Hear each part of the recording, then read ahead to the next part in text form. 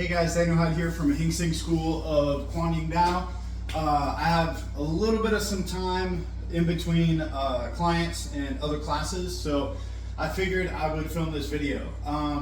Yesterday, I was covering side kicks in the Kung Fu class, and I noticed that some people were having some issues.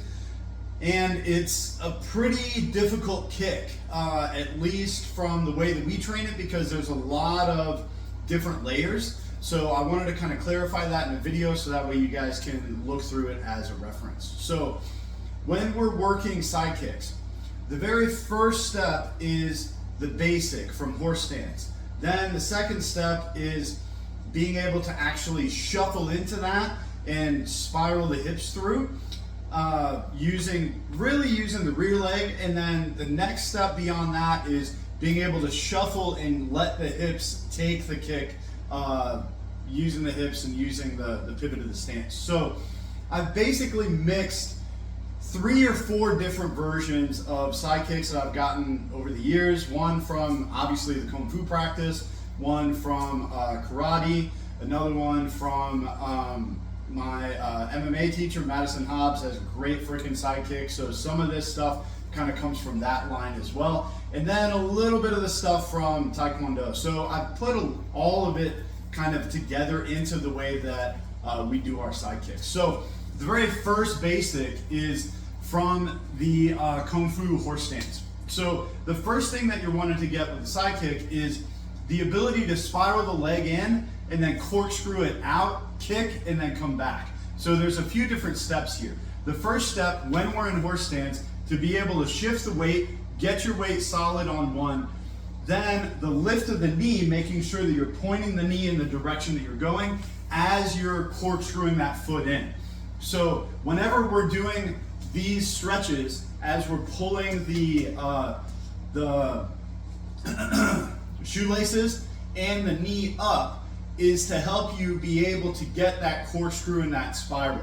As I'm here, I'm not just kind of lazy with the foot, I'm engaging the foot, pulling it up, and I should be able to have this position by using the hip. Same thing with the other side. As I'm here, I'm engaging the foot, I'm engaging the knee, and able to get this pull up. So that's kind of that first step for that side kick, is getting that corkscrew. Then as we're working the kick, we're here, boom, snap it out, snap it back, and then come back in. Same thing here, boom, and then back. As we're training, obviously we want to be looking in the way that we're striking, back in, striking, back in. So that's the first step for our side kick training. Obviously you do that for reps, get the timing, get the repetitions there, all right? Excuse me. Part number 2. Following that is then how do we put that into a fighting stance? So again, the first piece is I'm driving and pointing that knee where I want it to go, corkscrewing the foot out, corkscrewing it back, and then coming down. So what that looks like is this. We're here, I'm pointing.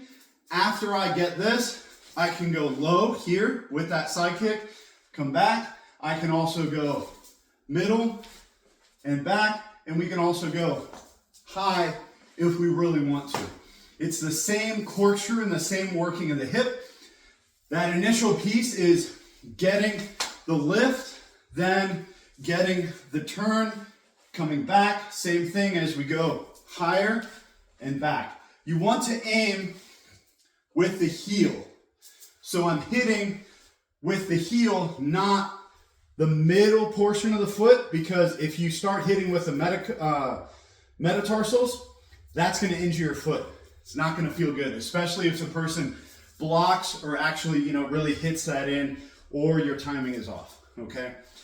So you want to drill the heel, cutting that into the person, and then working from there. So it's easier to get that timing as you go with the back kick as opposed to the front.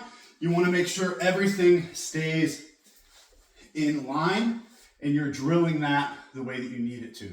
The next piece is getting that from the front foot as we're here driving the hip, coming in. You can go low, you can go mid, or high, okay?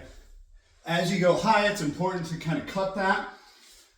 Following that, then you can start adding the shuffle. So from here, we're here, get the lift. As you turn and get the hip, and as you drive, corkscrew, let it follow straight through, and then replace. That's the hardest part to actually get for the timing of the kick. You're here, slide in, back, slide in, and eventually you can start getting more and more and more distance. So that's our side kick, you guys. Keep on practicing it, keep on training it, and put it all together. See ya next time. Peace.